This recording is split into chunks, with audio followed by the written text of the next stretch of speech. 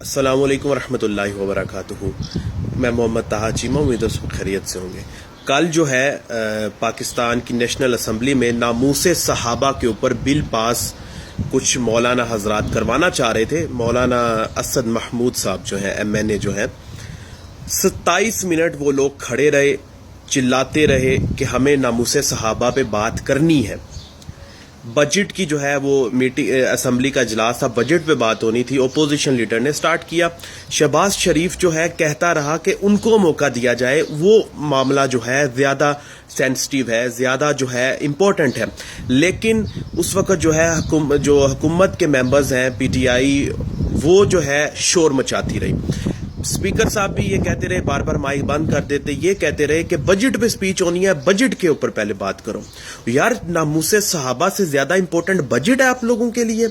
میں آپ کو ایک ایز اے مسلم نا، کوئی اپنی جماعت کا ممبر اپنے آپ کو سائڈ پہ سے رکھیں اور ایز اے مسلم سوچئے۔ میں PTI والوں سے یہ کہنا چاہتا ہوں کہ ناموس صحابہ سے کوئی چیز امپورٹنٹ ہو سکتی ہے؟ اپنے دل پہ ہاتھ رکھ کر یہ بات کہیے کہ ناموس صحابہ سے کوئی چیز امپورٹنٹ ہو سکتی ہے؟ کیا اتنا ہی لوگ گر گئے ہیں کہ بجٹ پہلے آ گیا ہے اور ناموس صحابہ کا امپورٹنٹ ایشو دوسرے نمبر پر چلا گیا ہے؟ 27 منٹ وہ لوگ چلاتے رہے لیکن ناموس صحابہ پہ بات کرنے نہیں دی گئی۔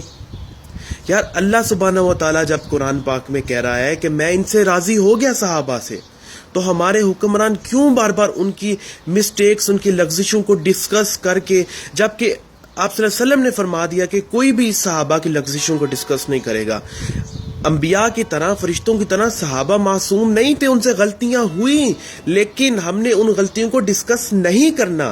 یہ ہمارا جو ہے اہل سنت کا یہ ایک مین پوائنٹ ہے اور اسی کو لے کر ہم چل رہے ہیں۔ ہم صحابہ کی پاؤں کی خاک کے برابر بھی نہیں ہے۔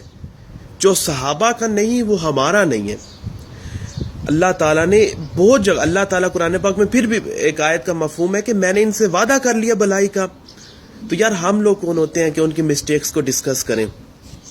تو انتہائی شرم کی بات ہے کہ MNS PTI کے بھی شور مچاتے رہے، انہوں نے اس پہ بات نہیں کرنے دی۔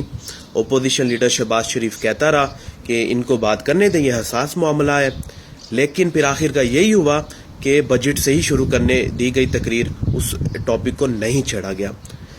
یہ ٹاپک بہت امپورٹنٹ ہوتا جا رہا ہے۔ میں نے حالانکہ اس ٹاپک کے بارے میں سوچا نہیں تھا کہ کبھی ایسا موقع آئے گا کہ ناموس صحابہ کا بھی بل پاس ہوگا، لیکن آپ ذرا اندازہ کیجئے اگر ہمارا وزیر اعظم ہی ایسی بات کرے گا صحابہ کے بارے میں تو پھر وہ موقع آٹومیٹک ہی آ جاتا ہے۔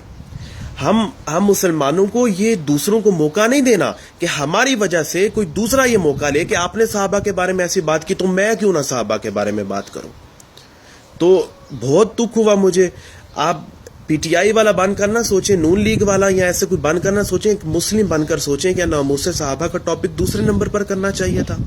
جزاکم اللہ خیر۔